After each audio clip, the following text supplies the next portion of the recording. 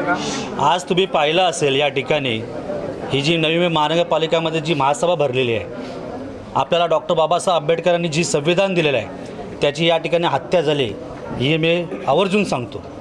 कारण या ठिकाणी ज्या घटनेमध्ये हे लिहिलेलं आहे की जे न्यायप्रविष्ट विषय आहे तो खरंच महासभेमध्ये चर्चेस आणण्यास मनाई असते. कारण कसं आहे की याच्यामध्ये माननीय न्यायालयाने ऑलरेडी आदेश दिलेले आहेत की तुम्हाला पर्यायी 3 भूखंड दिलेले आहेत. त्या भूखंडावरती तुम्ही कामकाज सुरू करा. आणि महापालिकेने असंही ॲफिडेविट दिलेलं आहे की आम्ही 6 महिन्यामध्ये त्या भूखंडावरती मलउदंचन केंद्र बांधणार आहे. या ठिकाणी मला त्या सदस्याला असं विचारायचं आहे की तुम्हाला खरंच डिग्यासाठी मलउदंचन केंद्र पाहिजे होतं की हेतू पुरस्कार तो हॉटेल पाहिजे होता? कारण काय होतं, या लोकांनी वारंवार आपल्या नेत्यांना सुद्धा फसवलेलं आहे. खोटी कागद दाखवायची, इकडचा कागद तिथं दाखवायचं, तिकडचा कागद इथं दाखवायचं, अशा पद्धतीने अख्ख्या डिग्यामध्ये अनधिकृत बांधकाम झालेले आहेत. त्याच्याविषयी नाही बोलणार, त्या डिगावाशांबद्दल नाही बोलणार. ज्यांच्या जमिनी तुम्ही अनधिकृत त्यांना आजपर्यंत त्यांना मरणासाठी ठेवलेलं आहे. माझ्याकडे काही कागद आहेत, आज ते पण दाखवतो मी तुम्हाला. रस्त्याचा ॲग्रीमेंट दाखवता 2005मध्ये जो रस्ता तुम्हाला महापालिकेला दिलेला आहे हा कशासाठी दिला आहे? फक्त मेंटेनन्ससाठी दिलेला आहे. त्या रस्त्या अंतर्गत जागा नाही दिली आहे. तुम्ही मालक नाही आहेत. तुम्ही जो रस्त्यासाठी खर्च केला आहे त्याच्यामध्ये स्पष्ट उल्लेख आहे. काहीतरी पॉईंट दाखवायचं, महासभेची दिशाभूल करायचं, आपल्या नेत्यांना पण फसवायचं, इथून उड्या मारायचे तिकडं, तिकडून उड्या मारायचे इकडं, हेच चालले. जर तुम्हाला खऱ्या अर्थाने जर मलउदंचन केंद्र पाहिजे होतं तर कोर्टाने आदेश दिले, तुम्हाला 3 भूखंड दिले, त्याच्यावरती काम का सुरू केलं नाही?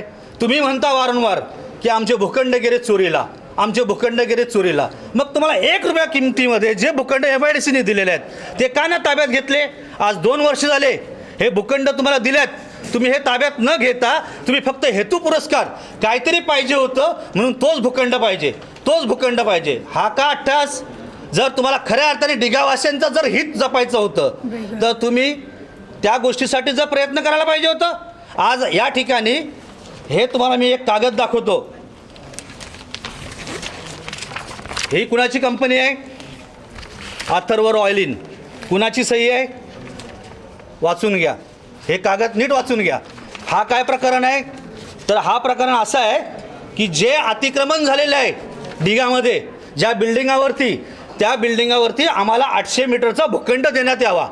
तो भूखंड आम्ही स्वखर्चाने त्या ठिकाणचं बांधकाम हे तोडणार आणि आम्हाला त्या ठिकाणी आमच्या उदरनिर्वाहासाठी आम्हाला त्या ठिकाणी हॉटेल बांधण्यासाठी आम्ही भूखंड आम्हाला देण्यात यावा. हा त्याचा नकाशा आहे.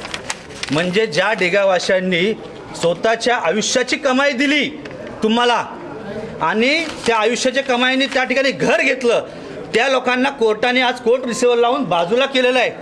अशा परिस्थितीमध्ये आपण त्यांना परत त्या घरात न टाकता त्या ठिकाणी आपल्या स्वतःच्या उदरनिर्वाहासाठी भूखंड मागता. तुम्हाला भूखंड नाही भेटलं म्हणून मुंबई एक्सप्रेस हॉटेलवरती आले. हे कितपत आहेत? अहो खरं सांगा ना, ॲग्रीमेंटमध्ये जर 2005ला तुम्हाला जर कुठला भूखंड दिला असता तर तत्कालीन आयुक्त रामास्वामी यांच्या टायमाला प्रशासक काल नव्हता, त्यावेळेस त्यांनी का असे निर्देश दिले की तुम्ही submit with NOC from MIDC? हे का आदेश दिले? तुम्ही नेहमी प्रशासक कालची तुम्ही चौकशी लावासाठी अनेक तदर्थ समिती या ठिकाणी बनवल्या. मग आता ज्या सभापती किंवा कुणाच्या पतीने या ठिकाणी 27 कोटींनी टेंडर काढलं, 27% अभावनी जे 19 कोटीचं टेंडर होतं डिगावाशांसाठी, हा कुणाला मल खायचं होतं डिगावाशांचा? आज ह्या मल खाण्याच्या नादात लोकांनी यांना घरी बसवलं. हे यांना कळत नाही का? जर तुम्हाला खऱ्या अर्थाने जर डिगावाशांसाठी मलउदंचन केंद्र पाहिजे होतं तर कोर्टाने तुम्हाला दिलेलं आहे. आम्ही इतके दिवस गप बसलो कारण का न्यायप्रविष्ट विषय आहे, पण तुम्ही बोलायला भाग पडता. आम्ही कोर्टाचा अवमान होऊ नये म्हणून आम्ही शांत होतो या ठिकाणी. परंतु माझी अशी मागणी आहे, सभागृह नेत्यांनी अनेक समिती या ठिकाणी बनवल्यात ना, तदर्थ समिती, आम्हाला पारदर्शक कारभार करायचे आहेत. आज ह्या नगरसेविका ज्या नवीन आल्यात यांनी सुद्धा वचनं दिल्यात त्यांच्या प्रभागातील लोकांना की आम्ही सुद्धा पारदर्शक का काम करणार या ठिकाणी. तो का होत नाही? आज जर तुम्हाला खऱ्या अर्थाने वाटतं की पारदर्शक काम व्हायला पाहिजे तर एकाला एक न्याय, दुसरा न्याय कसा होऊ शकतो? सर्व्हिस रोडचा विषय करता, हा यांचे कार्यकर्ते सर्व्हिस रोडला भूखंड का मागतात? ही कुणाची कंपनी आहे? याची चौकशी कोण करेल?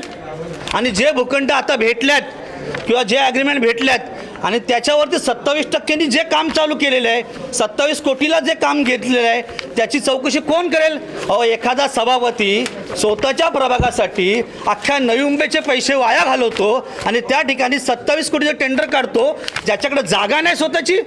यादव नगर शाला कशामुळे फसली याचा विचार कोण करेल? आता माझी सभागृहाच्या बाहेर आहे मी, म्हणून माझी तुमच्या पत्रकाराच्या माध्यमातून विनंती आहे सभागृह नेत्यांना की तुम्ही या ठिकाणी पारदर्शक कारभार करण्याचं जे वचन नवी मुंबईकरांना दिले ना, त्याच्या अनुषंगाने तुम्ही या ठिकाणी एक तदर्थ समिती बनवा आणि त्या समितीच्या माध्यमातून जे 27 कोटीचं टेंडर निघालेलं आहे, तुमच्याकडे जागा नव्हती, कसलं ॲग्रीमेंट दाखवता? विधी विभाग सांगतोय ते ॲग्रीमेंट नाही आहे, रस्त्याचं ॲग्रीमेंट आहे. रस्ता दाखवून भूखंड सांगता आणि भूखंड सांगून दुसरं काहीतरी करता. हे कशासाठी? याचं उत्तर आम्हाला पाहिजे. कारण आम्ही नाही तर आता मी स्वतः या ठिकाणी ज्या सभा सदस्यांनी या ठिकाणी भाग घेतलेला आहे त्याच्या विरोधात कंटेम्प्ट ऑफ पिटिशन दाखल करणार कोर्टात.